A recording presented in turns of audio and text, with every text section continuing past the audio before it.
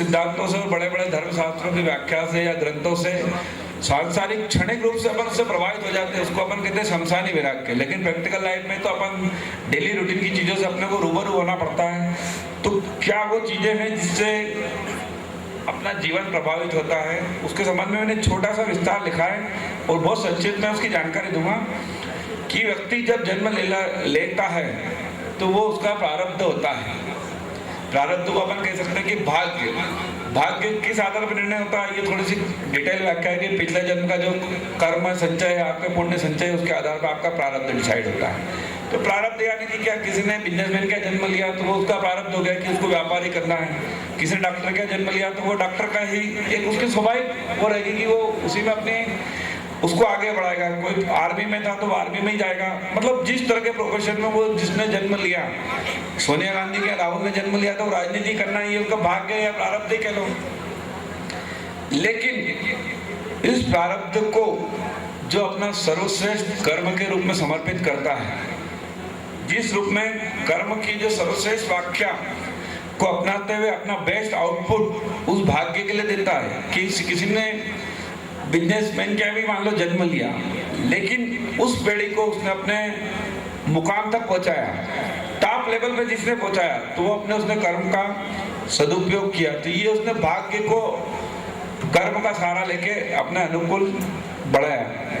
लेकिन फिर धर्म का क्या रोल, तो इसमें कर्म का अगर उसने पॉजिटिव अनुमोदना की, मतलब पॉजिटिव दिशा में अगर प्रयास किए, तो वो धर्म उसको उसकी जो भी उसका एरिया है, जो भी उसका फील्ड है, उसको अपने टॉप लेवल पे पहुंचाने में मदद करेगा।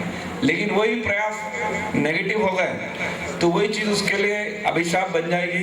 एक बहुत ज्वलंत और साक्षात उदाहरण है, मतलब आपने सुना होगा कि टीचर का लड़का ही सबसे पहले बिगड़ता है या पुलिस वाले के लड़के ही सबसे पहले गुंडे बदमाश। मतलब कहना नहीं चाहिए मुझे इस मन से हल्की बात है, लेकिन प्रैक्टिकल उदाहरण है। तो ये क्यों कि उनको भाग्य मिला था, कर्म मिला था, लेकिन धर्म का उन्होंने सहारा नहीं लिया।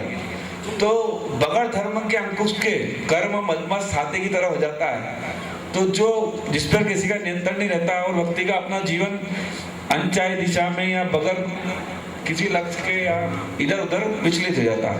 तो ये बहुत संक्षिप्त धर्म, कर्म और भाग्य का संबंध है। इसको अपन छोटे छोटे उदाहरण भी ले सकते हैं कि अमिताभ जी के यहाँ पैदा हुए अभिषेक जी, तो एक उन्होंने भाग्य के सहारे उनको वो निमित्त मिल गया और वो हो गए। लेकिन सुनील गावस्कर के यहाँ पैदा हुए रोहन गावस्कर।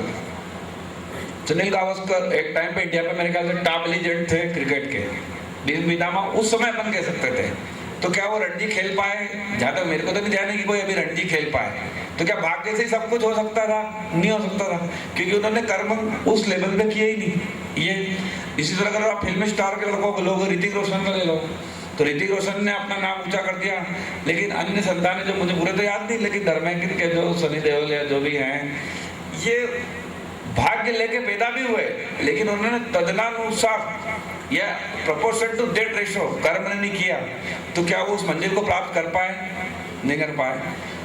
पार्टीबाजी की बात नहीं करता हूँ, लेकिन अगर एक बिल्कुल साक्षात उदाहरण आपके सामने है, सोनिया गांधी और मेनका गांधी, एक ही राज परिवार पैदा हुए, एक ही वो हुए, लेकिन एक के कर्म कहाँ चले गए तो आज वो कहाँ है, एक के धर्म कहाँ चले गए तो आज कहाँ है।